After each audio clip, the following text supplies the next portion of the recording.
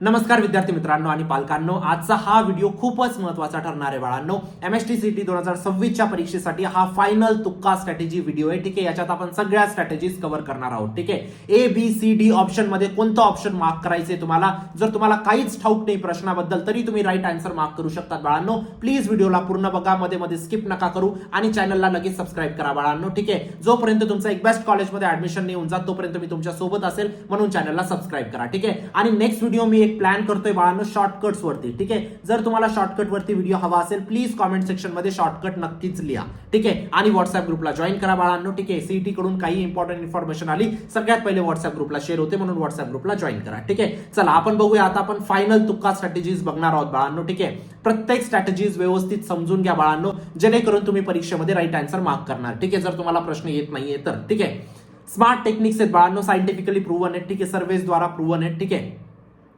Use these strategies only Wien you truly don't know the answer. जर तुम्हाला answer माहित नाही तेव्हाच तुम्हाला स्ट्रॅटेजीचा यूज करायचा आहे. जर तुम्ही तो प्रश्न सोडून येणार आहेत बाळांनो, सोडून येण्यापेक्षा या स्ट्रॅटेजीचा यूज करून त्या प्रश्नाला मार्क करून या. हाच उद्देश आहे हा व्हिडिओ बनवण्याचा.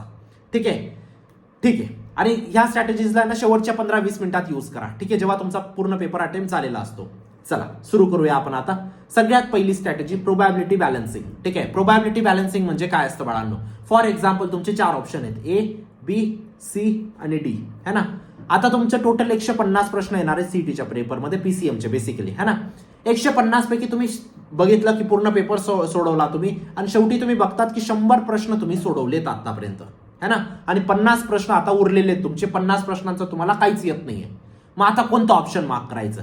सगळ्यात पहिले एक बेसिक डोकं लावायचं बाळांनो. ठीक आहे, 100 पैकी तुम्ही A ऑप्शन किती मार्क केले, B ऑप्शन किती मार्क केले, C ऑप्शन किती मार्क केले, D ऑप्शन किती मार्क केले, आणि जे सगळ्यात कमी मार्क केलेलं असेल त्याला तुम्हाला प्राधान्य द्यायचंय. कारण सीईटी सेल एक गोष्ट मेंटेन करते बाळांनो, ABCD. फॉर एक्झाम्पल 100 प्रश्न आहेत ना, तर 25-26 प्रश्नांचं उत्तर A असेल, 25-26 प्रश्नांचं उत्तर B असेल, 24-25 प्रश्नांचं उत्तर C असेल, आणि 24-25 प्रश्नांचं उत्तर D असेल बाळांनो. म्हणजे इक्वल ऑप्शन मॅच केलेले असतात बेसिकली, है ना. म्हणजे असं नाही होणार की 50 प्रश्नांचं उत्तर B असेल, नाही, इक्वली डिवायडेड असतं, असं तुम्ही कन्सिडर करू शकता. मग जे सगळ्यात कमी मार्क केलेलं आहे, है ना, मग त्याला तुम्हाला सगळ्यात जास्त प्राधान्य द्यायचंय. हा एक बेसिक रूल आहे बाळांनो, है ना. पहिली गोष्ट समजली. दुसरी गोष्ट आता ऑल ऑफ द अबो.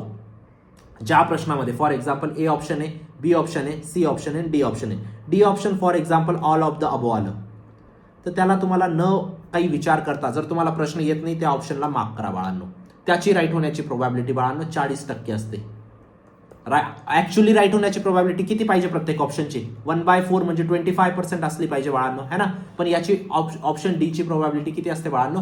40%. म्हणजे सगळ्यात जास्त चान्सेस आहेत ऑल ऑफ दिस तुमचं ऑप्शन राईट येईल, है ना. तिसरी बी बायस ऑप्शन. ठीक आहे, जर तुम्हाला आता ठीक आहे काही प्रश्न असतील ज्याच्यात ऑल ऑफ दिस असेल, काही प्रश्न असतील ज्याच्यात ऑल ऑफ दिस नाहीच आहे, A, B, C आणि D 4 ऑप्शन आहेत. सर आता आम्ही कोणतं मार्क करायचं? त्याच्यामध्ये तुम्हाला मार्क करायचं बाळांनो ऑप्शन बी, ज्याची राईट होण्याची प्रोबॅबिलिटी 32% असते. गोष्ट समजते. ऑल ऑफ दिस दिसलं तर ऑल ऑफ दिस मार्क करा, पण ऑल ऑफ दिस नाहीच आहे सर प्रश्नामध्ये, मग काय मार्क करायचं? मग ऑप्शन बी मार्क करा. गोष्ट समजते. ठीक आहे, त्यानंतर ऑप्शन सी बायस. ठीक आहे, जर तुम्हाला वाटतंय ABCD ऑप्शन आहेत, ABCD,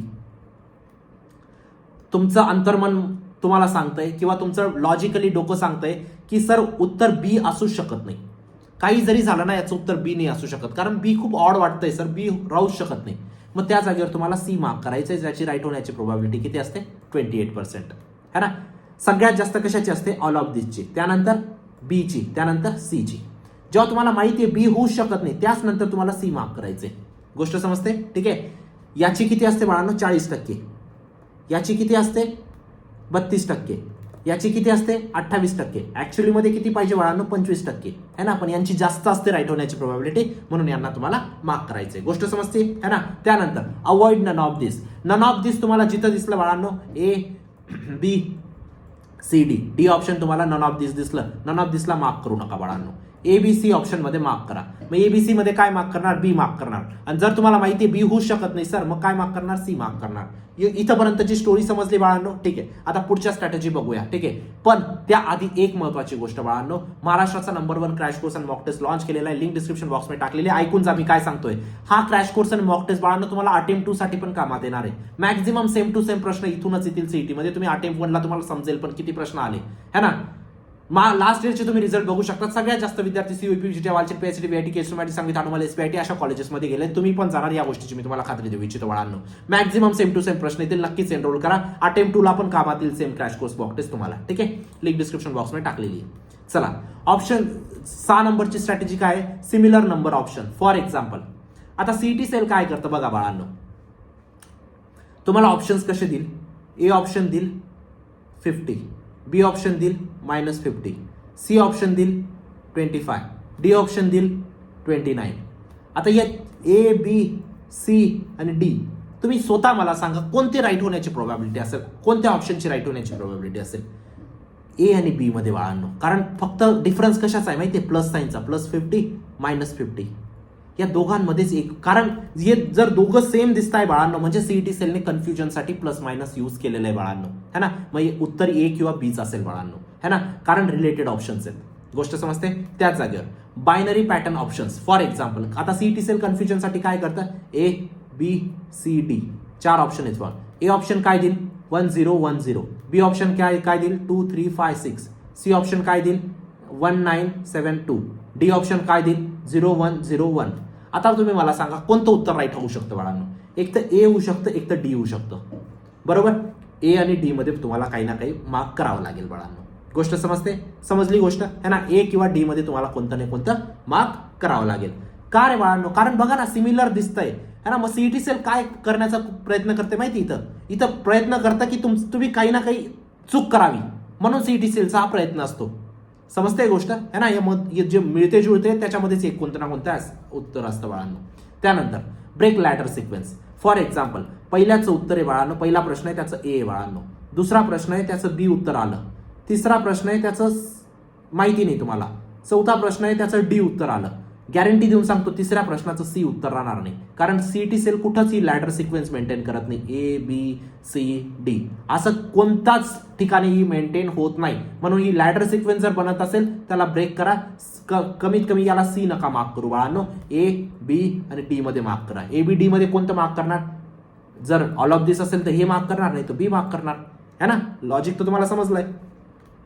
break vertical sequence. For example पहिल्याचं उत्तर ए बाळांनो, दुसऱ्याचं ए, तिसऱ्याचं ए, चौथ्याचं तुम्हाला माहित नाही. कमीत कमी ए नका मार्क करू. कमीत कमी ए नका मार्क करू. कारण अशा पद्धतीचं वर्टिकल सिक्वेन्स कधीच फॉर्म होत नाही. गोष्ट समजते? त्यानंतर डायमेन्शनल अनालिसिस. जर तुम्हाला उत्तर येत नाही ना बाळांनो, डायमेन्शनल अनालिसिस करू शकता तुम्ही. फॉर एक्झाम्पल तुम्हाला प्रश्नामध्ये वर्क विचारलंय है ना. Find the work. मग वर्कचे डायमेन्शन 4 ऑप्शन मधून चेक करून घ्या. MLT काढून घ्या तुम्ही आणि मॅच करून बसा है ना. सिंपल टेक्निक असते. त्यानंतर इलिमिनेशन मेथड बाळांनो. प्रश्न बघताच पहिले डोक्यात एक गोष्ट लक्षात ठेवा की मला ऑप्शन इलिमिनेट करायचे. हे तर राहू शकत नाही, हे तर राहू शकत नाही. जेणेकरून तुम्हाला 2 गोष्टी भेटतात आणि 2 गोष्टीमधून तुम्ही एक रॅन्डमली मार्क करू शकतात. Put values in the option. आता फॉर एक्झाम्पल तुम्हाला विचारलंय x + 2y + 3 = 0. तुम्हाला सांगितलं की x आणि y च्या व्हॅल्यू काढा.